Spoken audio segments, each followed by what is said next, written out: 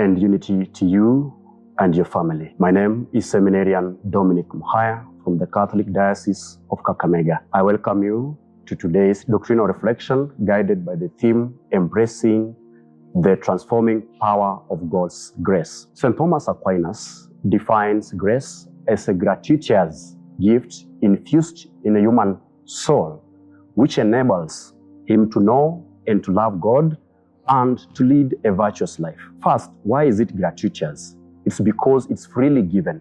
It's given to us who are recipient but unworthy of the same. It is infused because it's poured down into our hearts so as to transform us to be participants in the divine life. So this infused grace is supernatural in that it surpasses our very human capacities and helps us to attain our ultimate end, which is union with God. However, this grace still demands something from us, our cooperation, because God cannot save us without ourselves. Therefore, we ask ourselves, what are some of the aspects of grace?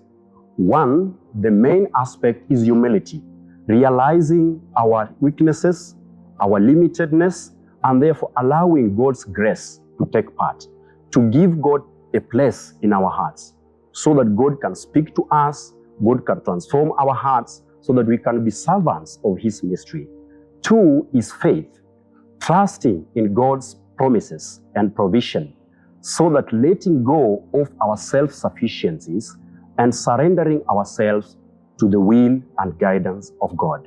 Therefore, the transformative effect of grace is found first in the newness of life, because grace brings us into the new life of Christ, in that it transforms us, it shapes us into the image of Christ. And two is freedom, because it is grace that frees us from the bondage of sin. And even St. Paul says we are not justified by law, rather we are justified by God's grace. Again, grace gives us hope. Hope in so much that we are aiming at the future. And aiming at the future, we are enabled to face our challenges and difficulties with confidence and trust in God. And four is love. Grace enables us to love God and to love others, so much so that love begins by desiring, our very human nature, desiring the good of others. And by grace, it is grown and built to mature, because it's now God helping us to reach the level of living perfectly our Christian faith through love. Therefore, living out the transformative power of grace involves prayer. We need to cultivate a deep prayer life and to seek God's guidance and empowerment. Two, communion life. Living in a community of the faithful, where we receive support, where we receive encouragement.